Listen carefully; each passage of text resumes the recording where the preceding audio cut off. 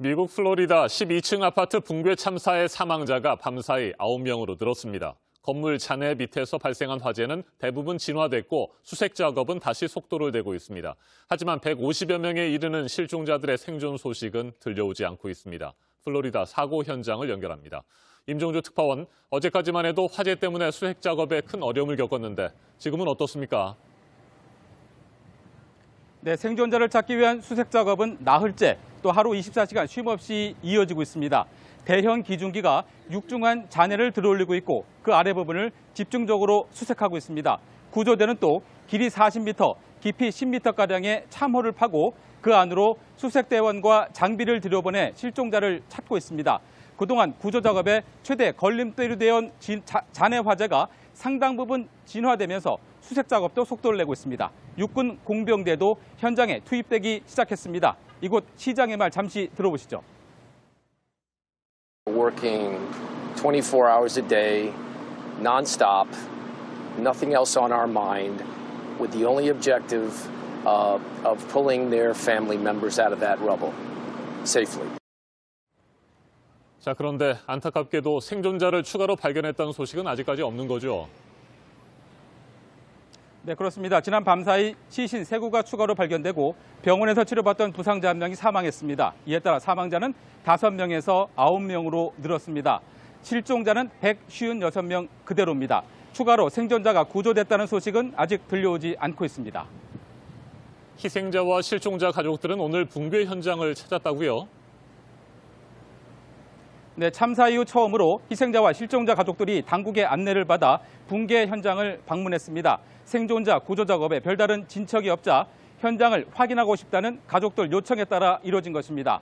또 붕괴 현장 주변에는 희생자를 추모하고 실종자들이 기적적으로 무사히 살아 돌아올 수 있기를 기원하는 사람들의 발걸음이 계속 이어지고 있습니다. 네, 붕괴된 건물은 이미 3년 전에 구조적인 문제가 드러났다고 들었습니다. 그리고 대대적인 보수를 해야 한다. 이 같은 진단을 받았던 것으로 나타났죠. 네, 해당 아파트는 3년 전 야외 수영장 아래 콘크리트판이 심각하게 훼손돼 방수 조치를 하지 않으면 콘크리트 부식이 급격히 진행될 것이라는 진단을 받았습니다. 지하 주차장 기둥과 벽의 균열도 여러 곳 발견됐습니다. 모두 100억 원대의 견적이 나올 정도로 심했던 것으로 보입니다. 다만 그동안 얼마나 보수가 진행됐는지 또 이런 하자가 붕괴의 직접적 원인인지는 확실하지 않습니다. 당국은 철저히 조사하겠다는 입장을 밝혔습니다. 지금까지 플로리다 아파트 붕괴 참사 현장에서 JTBC 임종주입니다.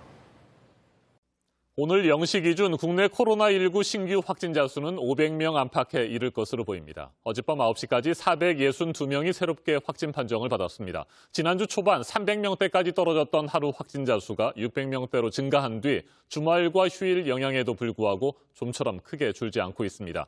원어민 학원 강사 모임에서 시작된 집단 감염은 빠르게 퍼지면서 관련 확진자가 이미 100명을 넘어섰습니다. 음성 판정을 받았다고 거짓말한 강사의 학원 수강생들도 잇따라 확진 판정을 받고 있습니다. 배양진 기자입니다. 경기도 성남시의 한 영어학원입니다. 이곳의 학생 5명이 코로나19 확진 판정을 받았습니다. 강사 A씨에게서 감염된 것으로 추정됩니다. A씨는 먼저 확진된 원어민 강사의 접촉자였습니다. 방역당국은 A씨에게 지난 22일 검사를 받고 자가 격리하라고 통보했습니다. 하지만 A씨는 24일까지 검사 없이 일상생활을 이어갔습니다. 학원에는 음성 판정을 받았다고 거짓말까지 했습니다. 학원 수강생과 강사들은 결국 지난 25일 A씨의 확진 판정 뒤 전수검사를 받았습니다.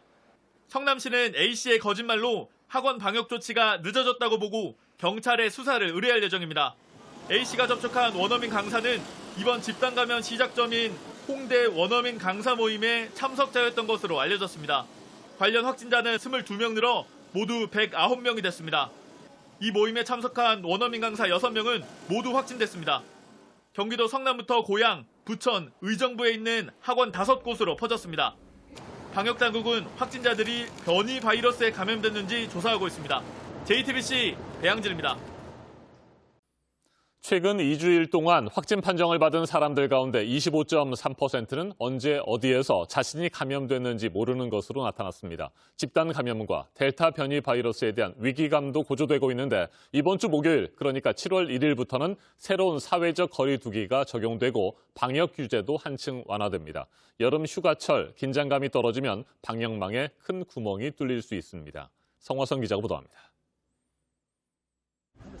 다음 달 1일부터 새 거리두기 단계에 따라 수도권은 2단계, 비수도권은 1단계입니다. 1단계는 몇 명이든 모일 수 있습니다. 하지만 대부분 지자체는 14일 동안 제한을 두기로 했습니다. 휴가철 인파가 몰릴 것으로 예상되는 제주도는 당분간 6명까지만 모일 수 있습니다. 강원도, 부산, 광주 등 충남을 제외한 비수도권에선 8명까지 만날 수 있습니다. 이렇게 모임 인원을 제한하지만 식당 등 영업시간 제한은 없습니다.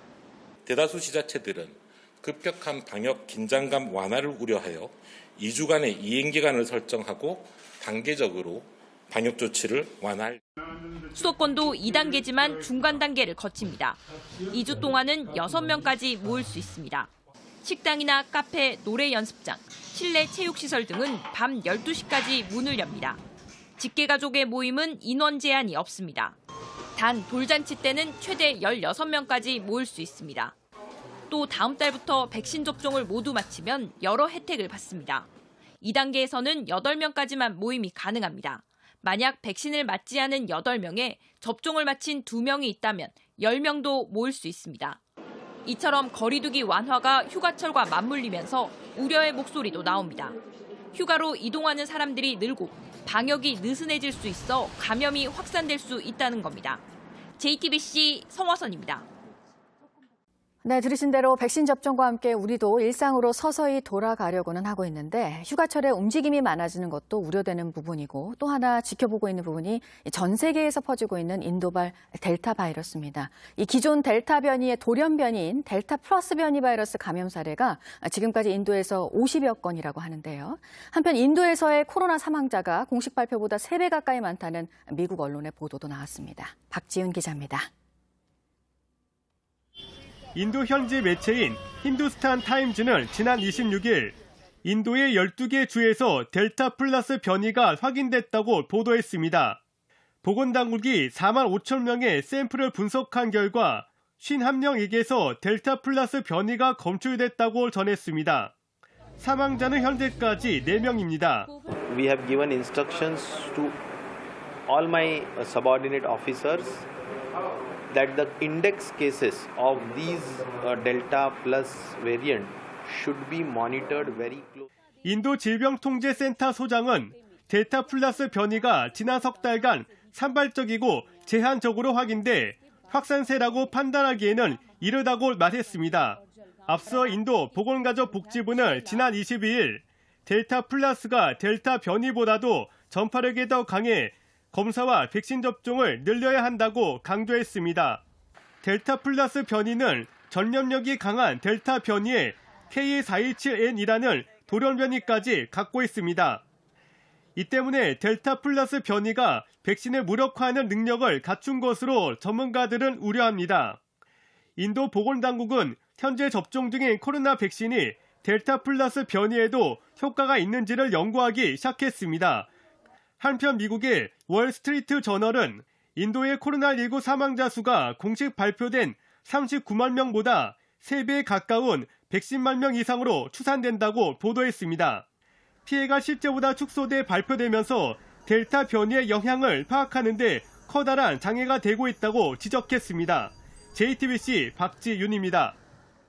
50억 원대 대출을 받아서 거액의 부동산을 산 사실이 알려진 청와대 김기표 반부패 비서관이 결국 사퇴를 했고요. 청와대 인사검증이 부실하다는 지적이 다시 나오고 있습니다. 이번 정부 핵심 인사들의 부동산 관련 논란이 이어지고 있는 데 대한 비판도 큽니다. 박소연 기자가 보도합니다. 김기표 반부패 비서관은 대통령께 사의를 표명하였고 문재인 대통령은 사의를 수용하였습니다. 발단은 지난 금요일에 공개된 고위공직자 재산신고 내역입니다. 56억 원이 넘는 금융채무와 90억 원대 부동산 소유가 알려진 겁니다. 이른바 수십억 원대 빚을 내 부동산 투기를 벌였다는 영끌비투 논란이 불거졌습니다. 이 중에서도 경기도 광주 송정동 임야 두 필지는 신축 아파트와 고급 빌라 단지와 인접해 있어 투기 의혹이 일었습니다. 김 비서관의 거취는 주말 새 신속하게 정리됐지만 부실 인사검증이 다시 도마에 오르고 있습니다.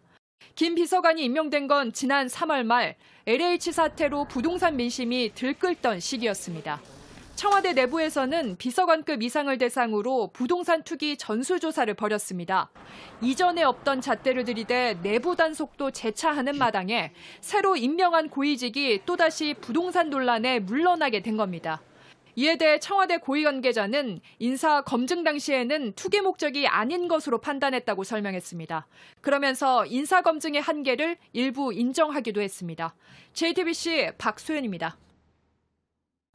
분양이 됐는데 경매에 넘어간 아파트가 있습니다. 집을 날리고 또 전세금을 떼이고 40여 세대가 피해를 당했는데요.